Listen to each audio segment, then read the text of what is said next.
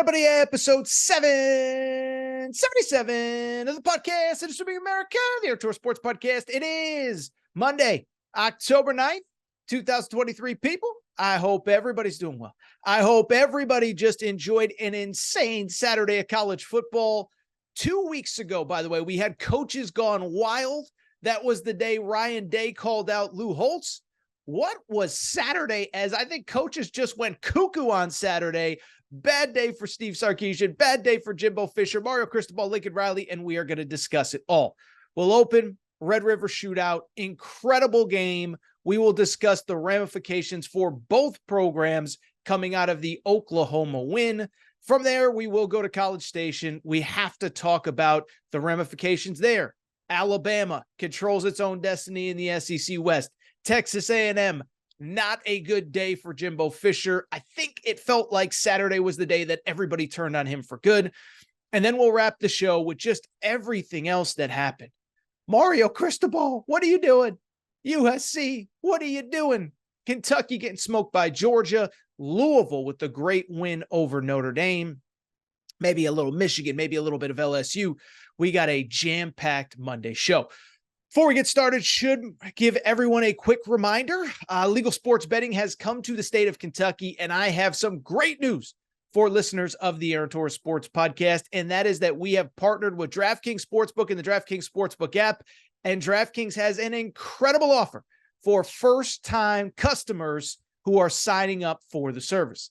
The offer comes to all listeners of the Aaron Torres Sports Podcast. You got to be a first-time user. Here is what you need to know.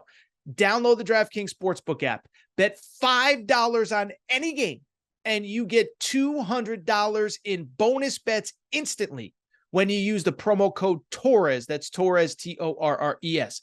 Here's what you need to know. Here's how you get involved. Download the DraftKings Sportsbook app. Bet $5 on any game, college football, pro, MLB, whatever you want to bet on. All you got to do is bet $5 and you get $200 bonus bets instantly when you use the code Torres. Thank you to everybody for listening. Thank you for everybody for your support. Thank you for DraftKings for being an incredible partner. So fired up to be working with them this fall. With that said, there is no more time to waste, and it is time to get to the topic of the day. And the topic of the day, bluntly, I think we could start in one of two places. There were major ramifications in Dallas at the Red River Shootout. Yes, we still call it the Red River Shootout on this show. And of course, there was major ramifications in College Station as well.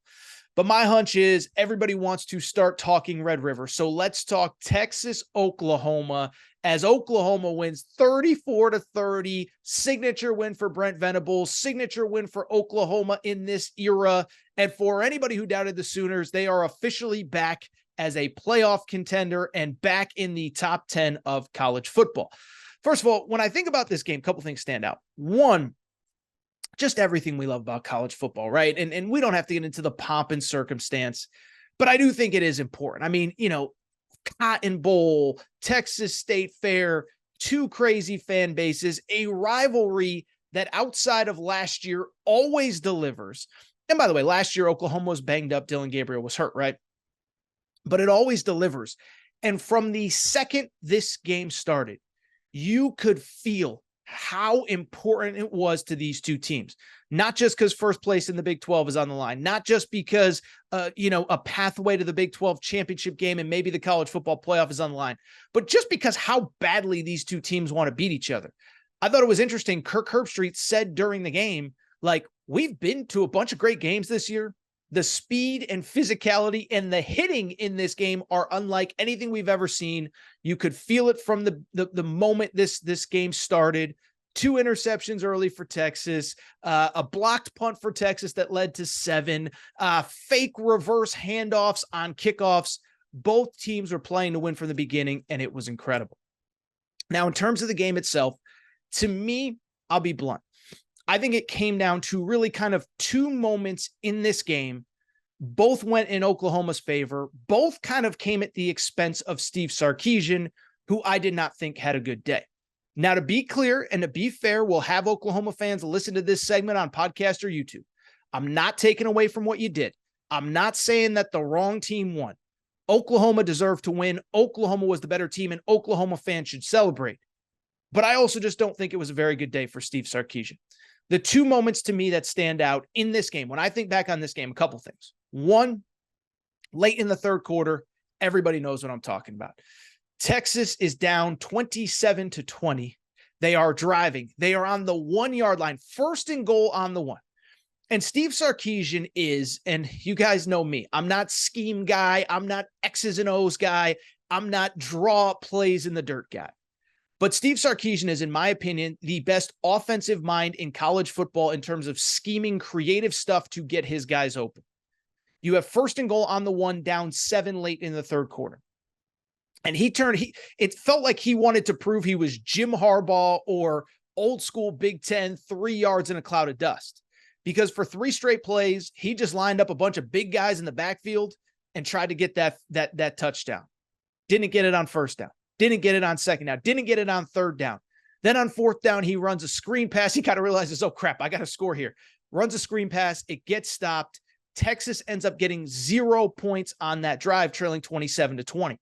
Can't get 0 there. Even if you get 3, remember, it was a scenario where what was the final score of this game? It was 34-30. So maybe 3 doesn't end up being good enough. You don't know. But at the same time, you can't come away with nothing there. And so you don't get anything there. And then I thought late in the game, final drive, Steve Sarkisian coached a little bit scared. Now, it's hard to blame him for taking the field goal for people who did not see the game. Basically, Texas had ultimately ended up tying the game. It was 27-27 at that point. Texas has the ball. And ultimately, what you need to know on this final possession for Texas, all game long, we have been told by the announcers, by the people that spent time with these two teams, Steve Sarkisian does not trust his kicker, okay? So Texas is in field goal range, and on third down, they have a 3rd and 10.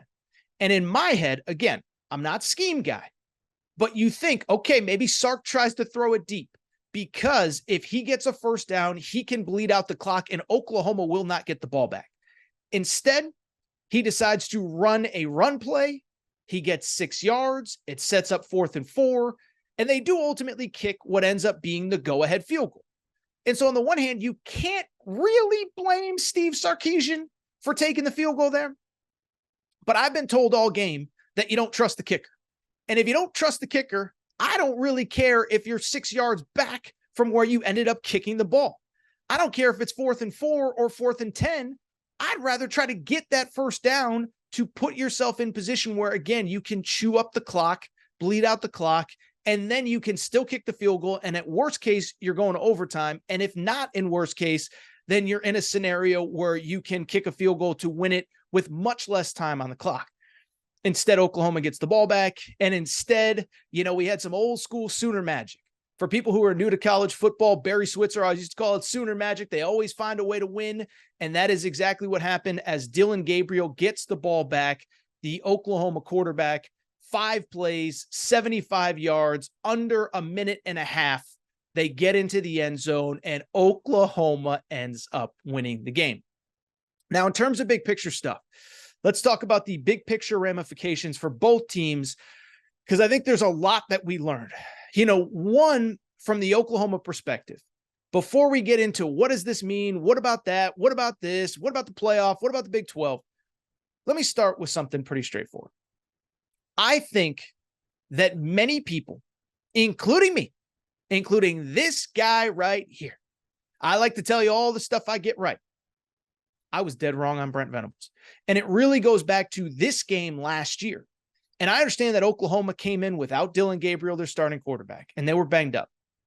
But they had gotten embarrassed by TCU a week before. They had lost to Kansas State. They came into this game on a 2-game losing streak. The defense was getting gashed time and time again. And after they lost to Texas in the manner in which they did, this is what I said on this show. I said, I'm not saying that it's ever going to happen. You're never going to fire a head coach in your first year, whatever. But I think it's very clear that Brent Venables isn't the right guy and that this program is going in the wrong direction. And my argument at the time was pretty straightforward. I understand he did not inherit a lot of talent on the defensive side of the football from who, I won't mention his name, Oklahoma fans, the previous head coach who's now at Southern Cal. I also understand that Oklahoma fans will tell you there were culture issues in the locker room, maybe not the perfect group of guys. Again, not here to blame a former coach, not here to blame any individual, but that's what Oklahoma fans told you. But what I said at the time was pretty straightforward. I said, I don't care about roster numbers. I don't care about this. I don't care about that. At the end of the day, Brent Venables is a defensive guy. The Oklahoma defense in you-know-who's final year in 2021 was not terrible, and Oklahoma's defense last year was. And so I said, I'm not saying he's going to get fired. And I talked about it. I said, listen, there's stuff on this show. I talk about what could happen, what should happen, what will happen. And I said, it's not going to happen. It will not happen. And it's not that it could happen. But should it happen, you should consider moving on from Brent Venables right away. And I was dead wrong. I got to own it because now Oklahoma is 6-0 coming out of this game. And when you look at the present and future of Oklahoma, a couple things stand out. One, how do you not feel good about Oklahoma? How do you not feel good about your program if you're an Oklahoma fan? One, you're 6-0. You're one of only 2 Big 12 teams that's undefeated in the Big 12 standings. West Virginia, of all teams, is the other one. But you look at the rest of the schedule, and I know, listen, in college football, you can't take any Saturday for granted, right? Any Saturday, something bad can happen. But you look at the schedule. Oklahoma has a grand total of 1 ranked team left on the schedule at Kansas 3 Saturdays from now. Yes, Kansas is ranked. Rest of the schedule, Central Florida, which stinks, at Kansas, at Oklahoma State, which stinks, West Virginia at home, BYU on the road, TCU at home. And so you're in great shape to meet all of your expectations because at this point you have the head-to-head win against Texas and you can afford a loss and still be in position to do everything you want to do. And I'm not saying you root for a loss, but what I'm just saying is if you're Oklahoma, even if you trip up along the way, you're getting to that Big 12 championship game and you're playing ultimately probably Texas again to go to the college football playoff. And so when I look at the present and future of this program, I think it's bright because Venables, to his credit, recruited his butt off. Last year, a top 5 class. He's doing great this year. They got a really good class headlined by a 5-star defensive lineman. And that defense looks like what a Brent Venables defense looks like. Fast, aggressive, number 1 scoring defense in the Big 12. Number 1 nationally in turnover margin. They create chaos. They create confusion. They create turnovers. That is the fundamentals of a Brent Venables defense. So Oklahoma, you got to feel great about your present, about your future, about your path, by the way, all of a sudden to a playoff, which was something nobody was talking about coming into this year. From the Texas perspective, listen, I just said it. I don't think it was Steve Sarkisian's best day, but I don't think it's time to panic because the one thing I'll give credit to Texas for, first of all, that Alabama win looks better and better and better every week. It's something that will always, I don't think there's a scenario where we get to the end of the year and all of a sudden it's like, they beat Alabama. Who cares? So that's one. But 2, listen, one team's got to lose this game, but it's kind of the same for Texas. Your whole pathway is still ahead of you, right? We've had a handful of undefeated college football playoff champions, but we've had a lot that make the playoff and that win the playoff with one loss. I'm not sitting here saying Texas is going to win the playoff, but from here, yes, your margin of error is thinner, but guess what? Who cares? Guess what? You are still in a great spot going forward. You look at this Texas team. First of all, you played your butt off. You outgained Oklahoma. I don't want to say you were better because I don't think that you were, but that was a game that you could have won if a couple of things go your way. Now you have a bye. No one left on your schedule is ranked. The best team on paper is probably a 3-2 Kansas State team, maybe a 4-1 BYU team, but your road games are against a mediocre Houston team, a TCU team that's up and down, and Iowa State, which is certainly up and down as well, sitting at 3-3. And so for Texas, it's about regrouping, going into the bye week and saying, you know what? Everything that we want is still ahead of us. We wanted to compete for a Big 12 championship. That's right there for you. We wanted to compete for a playoff berth. That's still right there in front of you. Go there and take care of business. Do what you got to do the rest of the way. I think for college football fans, this is great because now look at this thing. It's setting up to be an Oklahoma. That game that you just got, it's setting up to be a rematch about 7-8 weeks from now in Dallas at Jerry World the first Saturday of December. So think about the fact that as great as that game was, we're about to get it again. And there's a very good chance that it is a de facto college football playoff game. If Texas wins out, and if Oklahoma, which is 6-0 right now, goes 5-1 or 6-0, it means that if both teams enter that game with 0 or 1 losses, it means that we're talking about 2 teams playing for a college football playoff spot. It's essentially going to be a de facto playoff game. So that is unbelievable. By the way, even if Texas loses, if they get back to that game, then all of a sudden they're playing spoiler, so there's just so much that could be at stake about 5-6 weeks from now. The last thing, I got to take another L, and I got to give credit where it's due. When Texas and Oklahoma announced they were going to the SEC, I said, these 2 programs are crazy. I said, I get it. I get that you're tired of the Iowa, no disrespect, but it's the truth. You're tired of the Iowa States. You're tired of the Kansases. You're tired of the Baylors. You want those big names, those big brands coming into your stadiums. It's just sexier to have Georgia and Florida and LSU and whoever on the schedule than it is Kansas State and Baylor and whomever. But at the same time, I said, listen, the pathway just got way tougher. Now, obviously, when they left, there was still a 4-team college football playoff, but it doesn't really matter. Now it's a 12-team playoff, but both of these teams, I didn't think either was going to be ready to go into the SEC a year from now. Look at the situation Steve Sarkisian took over. It was not pretty. He went 5-7 his first year. Brent Venables goes 6-7 a year ago. And so they've talked publicly, said all the right things about we're preparing for the SEC. Brent Venables has a little hourglass on his stand as a coach. His desk as a coach. I don't know why I said stand. But they have an hourglass that says, we're this many days away till the SEC, whatever. And I thought both those schools were crazy. I thought the pathway out of the Big 12 was much easier. But now you look at those 2 rosters, those 2 teams, how they're coached. Who do you feel better about over the next 5 years? Oklahoma or Florida? Both have a second-year head coach. I feel pretty good about Oklahoma. Texas or whoever. Both these teams are ready. Both these teams have rosters that are able to compete. Now, will they? I don't know. Both could, in theory, be having new quarterbacks. But the point is, neither of these programs is going to get left behind. I give both credit because both have figured out a way to win in the present, build towards the future. The future is bright for both. Credit Oklahoma. Credit Oklahoma fans. I was wrong on Brent Venables. All right, that's what I want to do. Do want to take a quick break. Do want to come back. And when we come back, talk about the other big game in the state of Texas. Texas A&M, not very good. Alabama, they are in sole possession of first place in the SEC West. Take a quick break. Be right back. All right, everybody. I am back.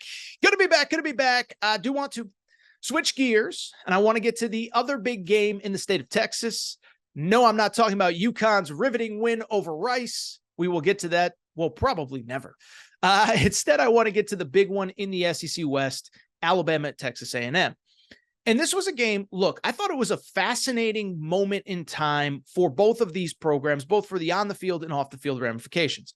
On the field, it goes without saying. These 2 teams both control their own destiny in the SEC West, only 2 teams in the West without a conference loss. So whoever wins this game has the easiest path to Atlanta going forward and controls their own destiny. But beyond that, I thought it was an interesting moment in time for Texas A&M. This is a program that has been doubted and been ridiculed and made fun of. And it felt like for the first time in years, there was some real positive momentum going into this game. You dominate 2 straight SEC opponents to open up league play. You have the talent. The Bobby Petrino hire is working. The offense is rolling. The defense is getting after people. One of the best defensive fronts in college football. Nick Saban is raving all week long about the talent at Texas A&M. And it led to a situation where you add the Texas A&M perspective with the Alabama perspective. Have they really figured out the quarterback situation? Can you really win big games with Jalen Milroe? It was a situation where everybody in the media felt like, okay, we're getting behind this Texas A&M team. They might be actually onto something here.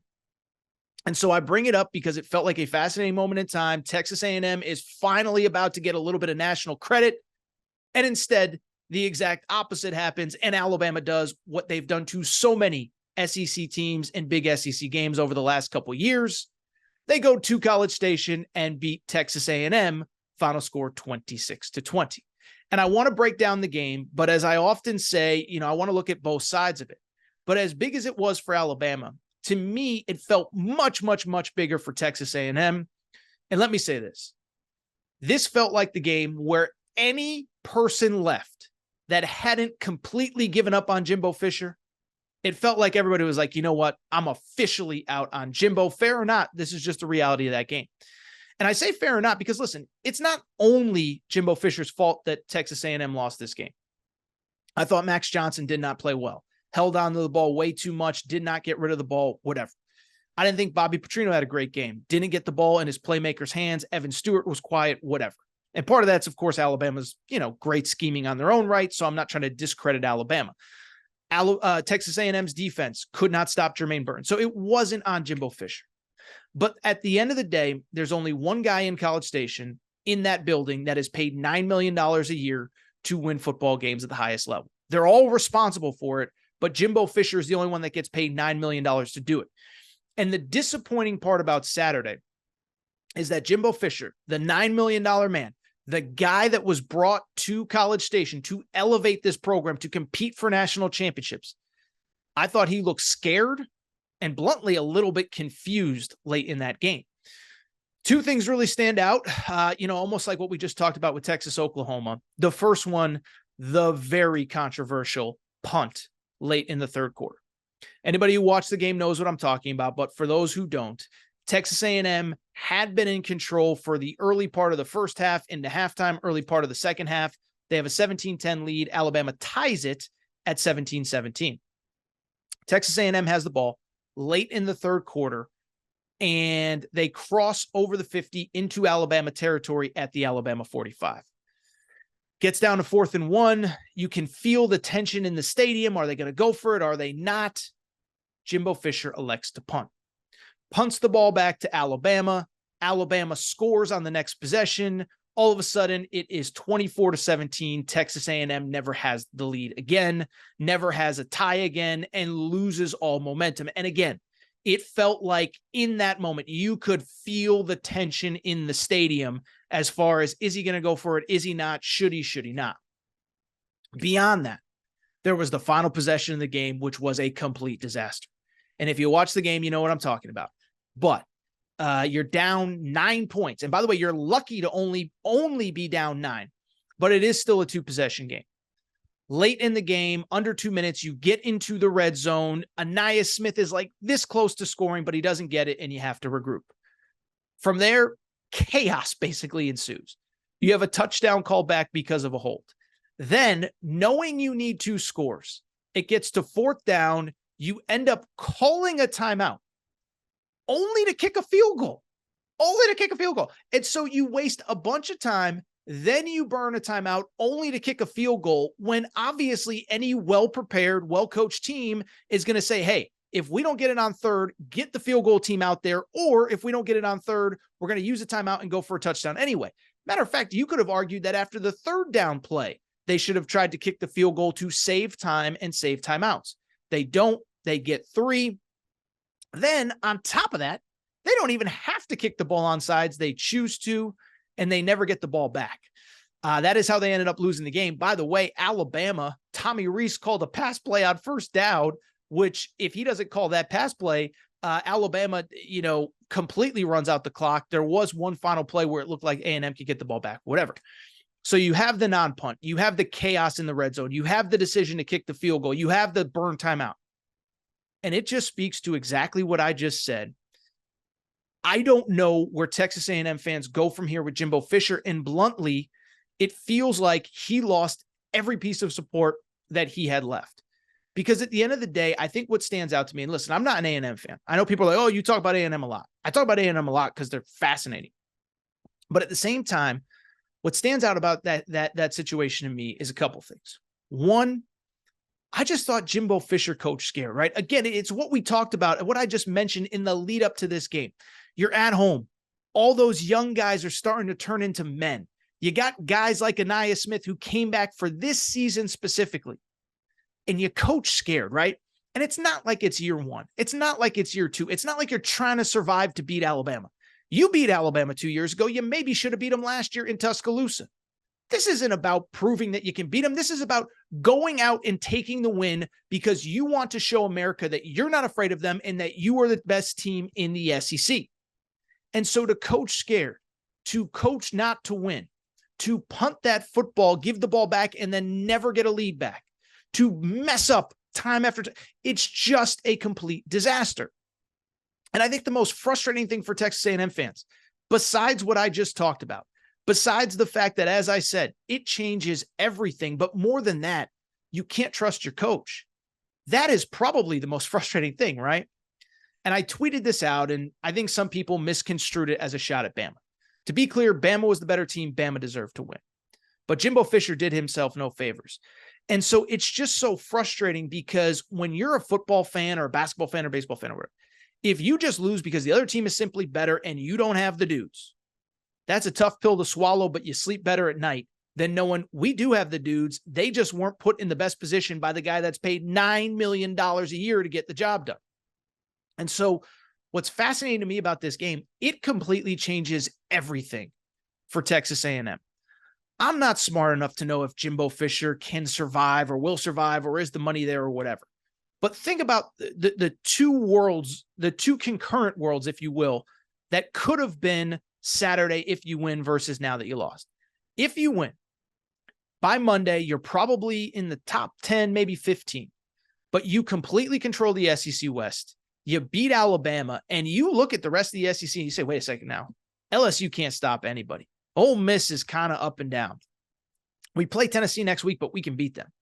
And you feel like, man, there's a pathway to Atlanta. And by the way, even if we lose one of these games, maybe we don't make the playoff, but remember, we have the 2-game cushion on Alabama. And so because of it, we are in great shape to get to Atlanta for our first SEC championship game. And now we can build something for 2023 when all these young guys are now juniors and draft eligible. Instead, you lose. And I got to be blunt. I don't know what the future of this season is for Texas A&M. Because all of a sudden you lose that game in the manner that you did at home. Now it calls everything into question. You got to go to Tennessee next week. Tennessee is far from perfect, but they're coming off a bye. Outside of the Florida game, they have played well, especially at home. I don't know how you can sit there and feel good about that game. Ole Miss has always given Texas A&M trouble. Now you got to go there. Lane Kiffin, scheme up. We know Lane Kiffin doesn't like Jimbo Fisher. We know Lane Kiffin likes to poke at Jimbo Fisher. We know Lane Kiffin likes to do whatever he can to kind of embarrass Jimbo Fisher, for lack of a better term. You think it's going to be easy there? LSU is not going to be a cakewalk. And so again, I don't know if today's like will Jimbo survive the season? What I do know is this. That game next week in Knoxville, I think it's probably the biggest game of his career because biggest game at Texas A&M, because if you don't win that game, then all of a sudden you start to look around and say, wait a second now, you're sitting at 4-3 coming out of that game and you can't have the season that you wanted to have. What you really wanted this year was to be 9-3, 10-2 and build some momentum for next year where maybe you have a chance to compete for a national championship. That's how I feel. Maybe an A&M fan would disagree. You lose that game, you're 4-3. You still have at Ole Miss, at LSU, and you're looking at 7-5, whatever, 8-4. And so to me, I'm not smart enough to know if the money has been raised or can you get the money to buy out Jimbo Fisher. But I just know that everything changed on Saturday, and it is not good for Texas A&M. And I think the bottom line that needs to be said is, I don't know how you can feel good about Jimbo Fisher going forward. He wasn't the only reason that you lost that game, but he was the biggest one. And I don't know how you can't be disappointed. Finally, from the Alabama perspective, let me just start. I got to take the L. I said on this show on Friday or Wednesday or Thursday, whenever we talked about it, I said, I think A&M's beating Alabama. And so I am the guy. I'm one of many people in the media that picked Alabama. I got to take my medicine. I got to admit that I was just dead wrong on Alabama. And what I also got to say is this. I think that was one of the most impressive wins of the Nick Saban era And I think already this has been one of the best coaching jobs of the Nick Saban era as well. And oh, by the way, if I have one big lesson from this whole game, stop doubting the GOAT, okay? Stop doubting the GOAT. Now, I will say this. I was never somebody that said the dynasty was dead. I was never somebody that said that Nick Saban was going to retire. He doesn't want to deal with whatever. But what I did say at the time was Alabama has to figure out really quick what their identity is. After the Texas game, I said, if Jalen Milroe's your guy, then you have to change things up to put him in the best position to succeed. If he's not your guy, then you have to put him on the bench. And so I give Alabama a ton of credit because what I think that South Florida game, it's increasingly obvious it was about. It was about seeing what do you have in Tyler Buchner? What do you have in Ty Simpson? And neither showed enough. And what Nick Saban decided in the middle of the season is what we have discussed so much on this show. He basically sat there and said, this is my team's strengths. This is my team's weaknesses. Jalen Milroe is a great athlete who is still learning to play quarterback. My offensive line has not yet proven that they can pass block, and my defense is really good. And so they built a system to accentuate those strengths and highlight those weaknesses. That's what great coaches do. Well, that is what Nick Saban did. Now, to the credit of the players, they're all getting better, right? Jalen Milroe was incredible, and I got to give credit where it's due because I didn't think he could be as good as he was on Saturday in College Station. He had his best game by a country mile in that game, finishing on the game with 321 yards passing, 3 touchdowns. As I said, Texas A&M had zero answer for Jermaine Burton. I'm not an X's and O guy. I can't tell you how he kept getting open, but credit to Tommy Rees. They figured it out. They figured out where the weak spot on A&M's defense was, and they schemed the crap out of it to take advantage of it. And so I give the players credit because they're getting better. The offensive line is certainly getting better. The defense has been elite all year. But let me also give credit to Nick Saban as well, because to me, this is already one of his best coaching jobs in college football or in his time in Alabama. And I think that sounds weird to say, multiple national championships, whatever. But part of coaching isn't just walking out of the tunnel knowing you have the best team. Part of coaching is what I just said a minute ago. Sometimes you do have a better team, but it's not the team that you thought. And that is what has stood out to me, is I think a lot of fans, they've gotten so used to Alabama looking a certain way that they assumed if they don't look that way, that means that they're not good. And that way is obviously you have the NFL caliber quarterback, first round guy, whether it's Bryce Young, whether it's Mac Jones, whether it's Tua Tagovailoa. And we're going to throw the ball all over the field and we're going to score a bunch of points and we're going to be awesome. And Nick Saban realized, I don't have that team. And so again, he built a team to highlight those strengths, kind of shut down those weaknesses. And in one offseason, he completely fixed the defense with the help of Kevin Steele. And then again, rebuilt the offense 2, 3, 4 times already since the spring to put this team in position to succeed. And so I believe this is one of his best coaching jobs. It looks different than what we expected, but it doesn't change the fact that they can still have anything they want this season. They mentioned it during the game. This reminds me of one of those early to mid 2000s Alabama teams, just as Lane Kiffin was starting to get there. You had Blake Sims at quarterback one year. You had Jacob Coker at quarterback one year. Remember the year they had Jacob Coker? 2 things happened. One, Derrick Henry won the Heisman because they had to run the ball a million times, and they won a national championship. And I'm not here to sit here and say they're going to win a national championship. But again, you look at the schedule. They have sole possession of first place in the SEC West. They just won the toughest game left on their schedule. They got Tennessee, Ole Miss, and LSU at home going forward. Their only 2 SEC road games left are Kentucky and Auburn, 2 games that they should win. So they have to feel pretty good. And they have to feel, especially because they didn't even play their best game on Saturday. That's the crazy part. Saban talked about it after the game. What was the final penalty tally? What was it? 11. I want to make sure I have this right. 11 penalties for 14 penalties. Oh my goodness. 14 penalties for 99 yards.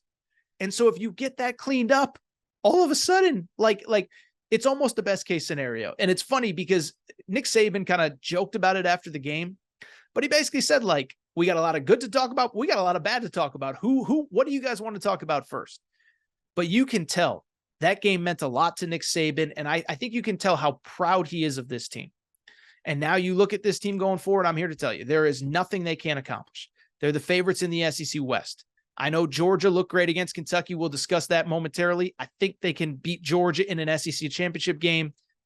Tell me who's the team in college football this year that they can't beat, even on a neutral field. I'd like to see them play Texas again with this version of them. I'd like to see them play Florida State, who has not been world beater since that LSU game. Would like to see them play Oregon, Washington, whoever. So credit Alabama, credit Nick Saban. And again, I learned my lesson. Alabama fans, I'm wrong, and I'm done doubting the GOAT. Credit Nick Saban. Again, I don't know what else there is to say. I think this is one of the best coaching jobs that he has ever done, and it's easy to see the excitement with this team going forward. All right, so what I'm going to do, take a quick break, come back. When we come back, we'll wrap with the rest of a wild day in college football. We will talk a little bit about Mario Cristobal. What are you doing, bro? What are you doing? Lincoln Riley, you're a mess too. Shame on you. Go sit in timeout. Talk about those games, Kentucky, Georgia, maybe a little bit of Louisville, Notre Dame. Quick break. Be right back. All right.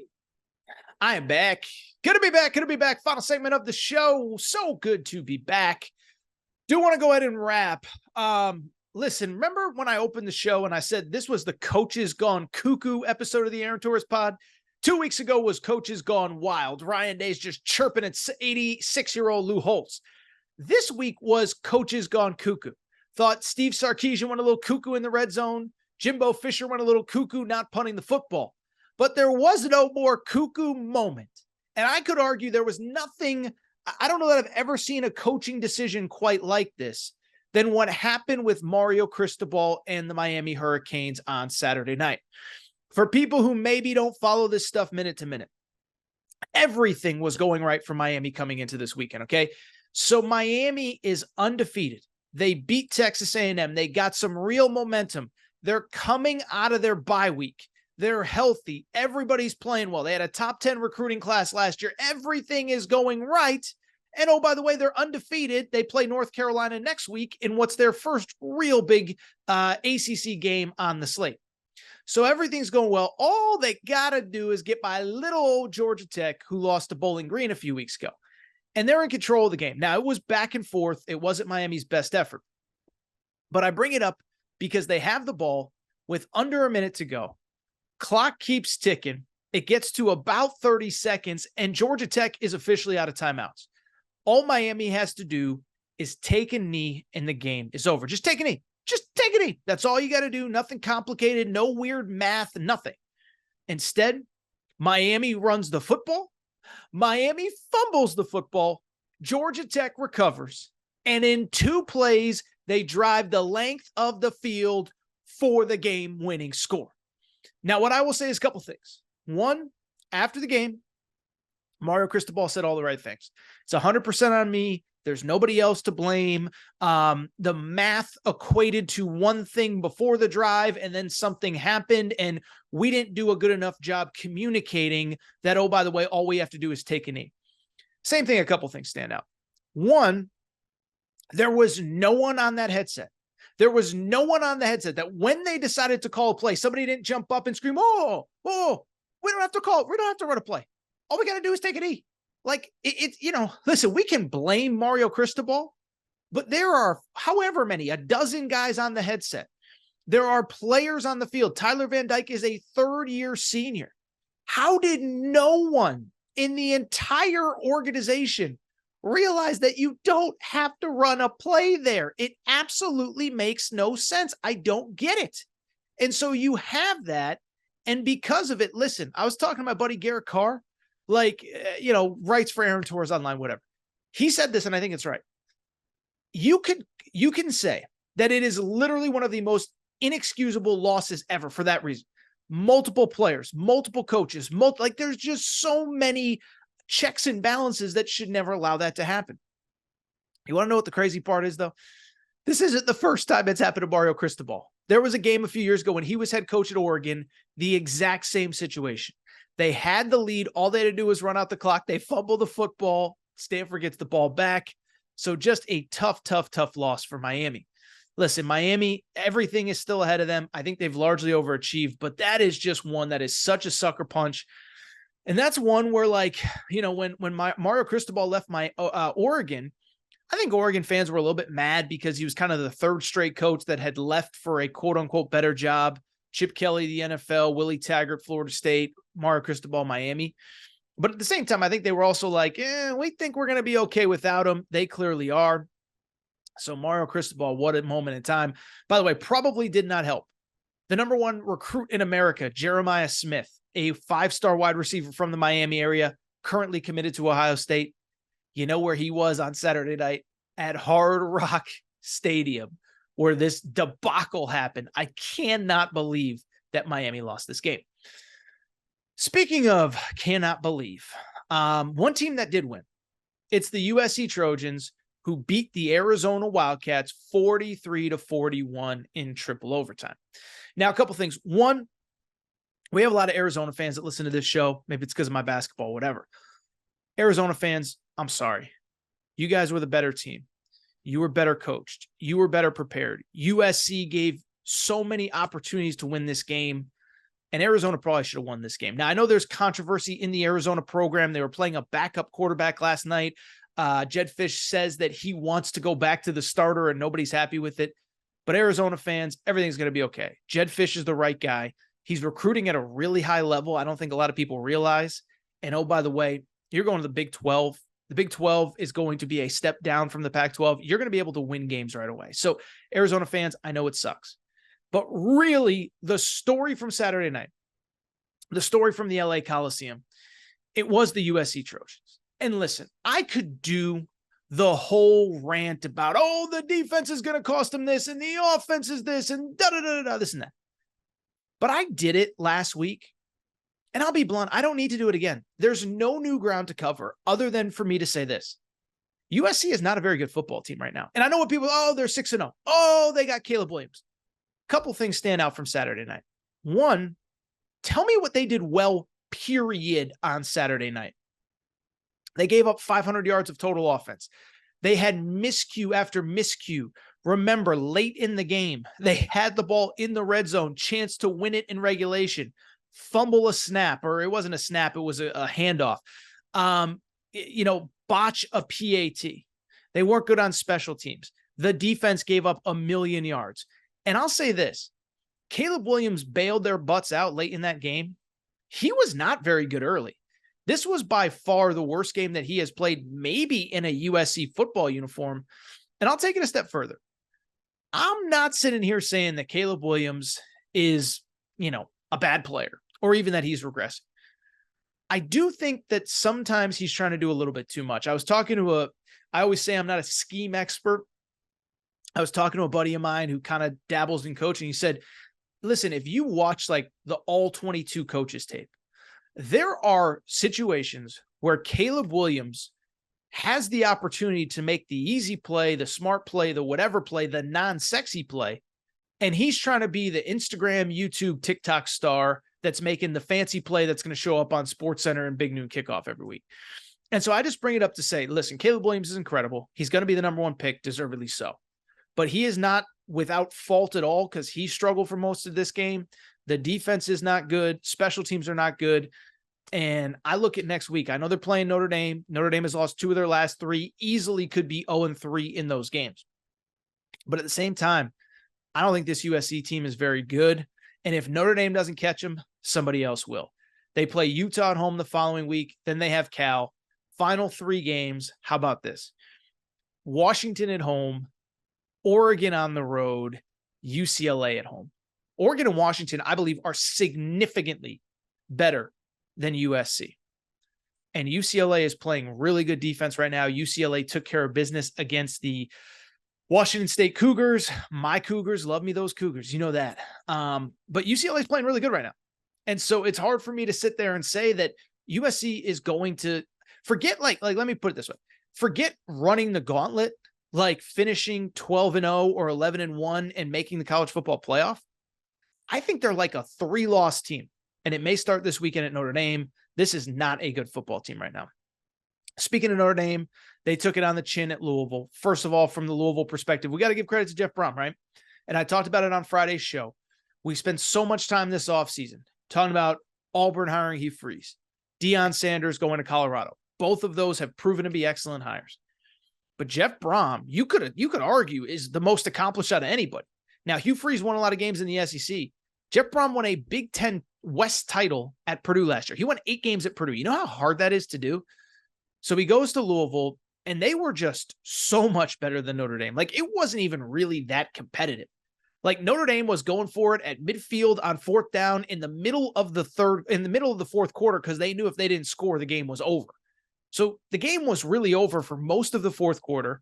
So my old buddy Nick Coffey, who used to co-host this show with me, Nick was basically doing his celebration dance in probably about 8 or 9 minutes left in this game. So credit to Louisville. Listen, there's a lot of good teams in the ACC this year. Louisville's good. Duke's good. North Carolina's undefeated. Obviously Florida State is a top 5 team in the country. And that Miami team, I think, is good even with what happened on Saturday night. Now, from the Notre Dame perspective, let me just say this.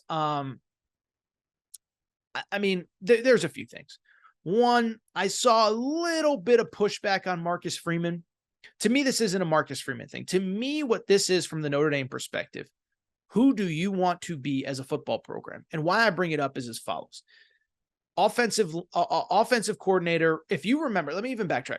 If you remember late in the early winter last year, after the football season ended, I remember I did a segment on Notre Dame because they really dragged their feet trying to find an offensive coordinator. And at the time, they wanted a guy named Andy Ludwig from Utah. Then they found out that he had a massive buyout, and they just said, we're not touching him. He had like a $3 million buyout, which for a coordinator is just absurd, okay? And so I bring it up. They went with this guy, Gerard Parker. I don't know Gerard Parker. Sure, he's a great guy, kids, wife, whatever. Same time, this offense is not good right now, and it points back to me that whole debacle with the quarterback, with the offensive coordinator situation, is if you're Notre Dame and you really want to compete with the big boys, because your fans expect you to compete with USC, to compete with Ohio State, to beat these teams, you got to spend like them. And if you mean to tell me that a buyout is going to get in the way of Ohio State getting the guy that they want, or Penn State or Michigan or Georgia or Alabama getting the guys that they want, you're out of your mind. So I don't blame Marcus Freeman when he doesn't really have the offensive coordinator that he wants. And when his team turns the ball over 5 times. Sam Hartman, listen, he was my preseason Heisman pick. I think it's safe to say probably not going to happen at this point. Had 3 interceptions, Notre Dame 5 turnovers as a whole. No one to blame on Notre Dame but the players themselves, but the coordinators. I don't blame Marcus Freeman. It's just there's only so much you can do as a head coach. There was also a moment, by the way, where they could have gotten off the field and maybe made a run. I think they were down like 10 points, and they had a couple dumb penalties that led to a score that was basically what sealed the game. But like, I'm not here. This isn't a bash Marcus Freeman thing. I just think he's in a tough spot. Couple other results. One, Georgia, Kentucky. Georgia just destroyed Kentucky. And, I'm not going to Kentucky fans, I know, were very frustrated, felt like they really beat themselves in a lot of situations. I just think this was one. I'm not excusing Kentucky, but I just think this was one where Georgia, they haven't played great, struggled against Auburn, struggled against South Carolina. And I think they just want to have their moment where they kind of let everybody know, you know what, Georgia, we're fine. We're still elite. To their credit, I think Carson Beck is really evolving into a very good quarterback, 28 of 35, 389 yards, 4 touchdowns. And Georgia is the deserved number 1 team in the country at this point. Started that way. Toughest test so far. They take care of business against Kentucky. From the Kentucky perspective, a couple things. One, I think a couple things are true. One, you did beat yourself. First of all, you ran into a better team, and that sucks and it stinks, but it's the reality. At the same time, you did beat yourself, a couple dumb penalties. Devin Leary still has not figured it out. And obviously, Georgia shut down Ray Davis. I will also say, and this is something I've been critical of, and I tweeted this, is that, I do think that when it comes to Mark Stoops, like 2 things are true about Mark Stoops, okay? What he's done at Kentucky to elevate that program is literally unprecedented. Nothing in our lives, at least my life, has ever been like it. And they're at a place as a program that I never thought they could get to. At the same time, what is also true, he coaches scared in big games, especially big road games, right? And I think there's a couple things. It's one thing to be at home with your home crowd. It's one thing to be on the road playing Vanderbilt where you know you have a talent advantage. But I feel like it's almost like what I said about Jimbo Fisher earlier. You go back and you look, and it feels like too often he plays scared and plays not to lose rather than to win, plays not to get embarrassed rather than to win. There was a moment late in the first half, where Georgia is in the red zone. And you're sitting there wondering, okay, like, is Kentucky going to take some timeouts? We know that Georgia's going to score, but you got to leave some time left on the clock so that you can drive and try to get points before halftime. It ends up, there's about a minute 10, minute 20 left, whatever it ends up being. I don't have all the exact details in front of me. Instead, you let the clock run out. Then you immediately go 3 and out, including a couple pass plays. Georgia gets the ball back. It ends up kicking a field goal. And so basically, by not trying to stop Georgia from getting 7, you end up giving up 3 more without giving yourself a realistic chance to score points. So listen, Georgia was a better team. They deserve to win. I do think Kentucky fans are frustrated today, and I think justifiably so. Mark Stoops is a great coach. He's elevated that program, but too often in these big games, he just coaches scared, coaches not to lose rather than to win. 2 more results. 1, Colorado took care of ASU. You can say Colorado is over-discussed. They're not overrated. They're 4-2 and very impressive so far. Really quickly, by the way, I did a YouTube-only segment on Deion Sanders, had some crazy reaction to that game, and I give him credit. Really went after his players, basically said being good isn't good enough. So that was an interesting one. And then finally, I want to wrap with Michigan. Listen, I'm going to do probably a standalone segment on Michigan, maybe for the Wednesday show. Michigan is destroying everybody. And I get the notion that, like, they haven't played anybody. They're 6 wins: East Carolina, UNLV, Bowling Green, Rutgers, Nebraska, and Minnesota. But they're killing everyone. And I think there is something to that. And when I watch them, they are such a well-oiled machine. They are such a juggernaut. They are so elite on both sides of the ball. Currently number 3 in the country in total defense. Currently number 1 in the country in scoring offense, giving up under a touchdown per game. And then still on the other side of things, taking care of business offensively, where they are putting up on average, let me look this up, make sure I have this correct. They are putting up on average almost 38 points per game, which is in the top 20 nationally. And so I know they haven't played anybody, but at some point we got to give them credit for just destroying everybody in their path. I think they're the best team in college football that I've seen. Now, I don't think they're like head and shoulders. There's no doubt about it. Like, I think if they're on a neutral field with Georgia could beat them, maybe would beat them. I think Texas would give them trouble. I think Oregon maybe would give them trouble. But that is a really good football team. They are dominating everybody. All right. That was a long, these Monday episodes, man, put some gray hairs on you. But it is a fun time of year. I say it every Monday. It's so nice to have real stuff to talk about as opposed to, the June, July episodes, which I love. But you're also sitting there saying, like, man, oh man, oh man. It just feels like, what are we going to talk about? So I bring it up because it's great to have these Monday shows back. They're loaded. They're jam-packed. I might even have to do a Tuesday show this week because it just feels like there's so much that I didn't even get to. But anyway, we can get to all that later in the week. It is time for me to get out of here, at least for now. This is the Aaron Torres Sports Podcast. If you're not subscribed, please make sure to do so.